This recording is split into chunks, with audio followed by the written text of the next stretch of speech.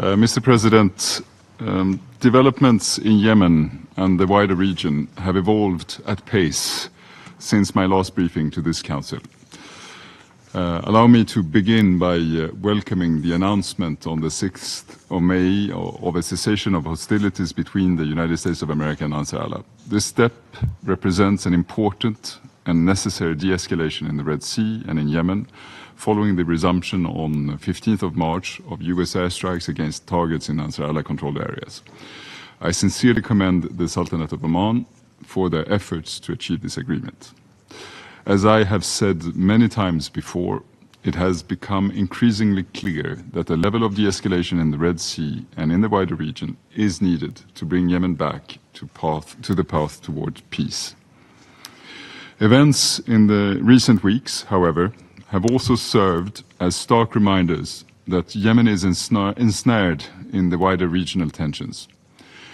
The attack carried out by Ansar Allah on Ben Gurion Airport on the 4th of May and the subsequent strikes by Israel on Hodeidah port, Sana'a Airport and other locations in response represent a dangerous escalation, and the threats and attacks regrettably continue. I renew my call for all parties to abide by their obligations under international law to protect civilians and civilian infrastructure. Nevertheless, the announcement of 6th of May provides a welcome opportunity on which we must collectively build to refocus on resolving Yemen's conflict and advancing a Yemeni-owned peace process.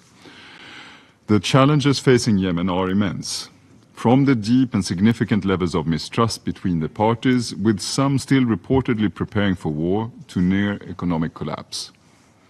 As an indicator of the deep economic instability that Yemen is facing, there has been continued deterioration of the currency during the last month, now surpassing 2,500 Yemeni riyal to the dollar.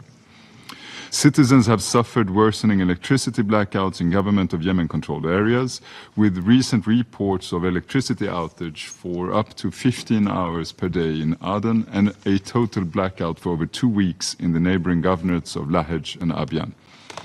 On Saturday, women took to the streets in Aden to protest and demand better public services and their basic rights. Meanwhile, in Ansar Allah-controlled areas, the population also suffers from a loss of purchasing power. Civil servants' salaries have not been paid in full for years. The physical quality of the currency is deteriorating and liquidity is drying up. Yet, as ordinary people are increasingly unable to afford the most basic commodities, civil society voices there are being repressed. In this regard, I am looking forward to listening to the briefing of Ms. El Mamoun from the Center of Civilians in Conflict. Mr. President, across Yemen, the general economic degradation reinforces how urgently Yemen requires a political path to allow for the collaboration needed for economic growth. I am continuing to actively work with Yemeni parties and regional partners to identify solutions to economic challenges and resume dialogue towards this goal. Mr. President, I have been clear and consistent in my approach, and I will remain so. The United Nations is committed to offering a viable alternative to military and economic escalation and potential return to war, and we will continue to work to bring the parties to the table to identify and agree on solutions that are acceptable to all. It may seem, Mr. President, to some that amidst so much upheaval and so much mistrust, a political process is an unrealistic and naive goal. I am here to argue that this is not the case. The fact is that the parties have already committed to the basis of what should be the beginning of a political process in Yemen: a nationwide ceasefire, measures to address urgent economic and humanitarian issues, and an inclusive political process. These are commitments that need to be fulfilled for there to be a sustainable peace. This is the case now and will be the case in the future. All Yemenis can rest assured the United Nations will remain ready and unwavering in our support for a negotiated exit from conflict and for a just, inclusive and sustainable peace. I recognize, however, that as time passes, the positions become further entrenched and challenges become more complex. Some may be questioning whether the roadmap is still valid. My answer remains resolutely the same. Yemen will still need the elements of the roadmap: a ceasefire, economic recovery, and an inclusive political process in order to move forward. That said, I recognize that the mediation environment has changed significantly since late 2023, and the need for additional guarantees to enable the buy-in of the parties and to ensure the support of the region and the international community and this Council. Mr. President, Yemenis want to move forward. The status quo is untenable. And while the front lines may currently appear relatively stable, what Yemen has now is not peace. The continued engagement of the international community is needed to help Yemenis realize their desire to build a country that is stable, prosperous, and safe.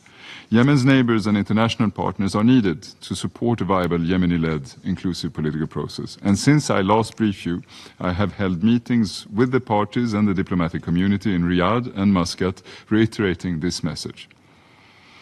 Mr. President, as I draw to a close, I want to raise again the unlawful, arbitrary and prolonged detention by Ansar Allah of UN staff, as well as those from international and national NGOs, civil society and diplomatic missions.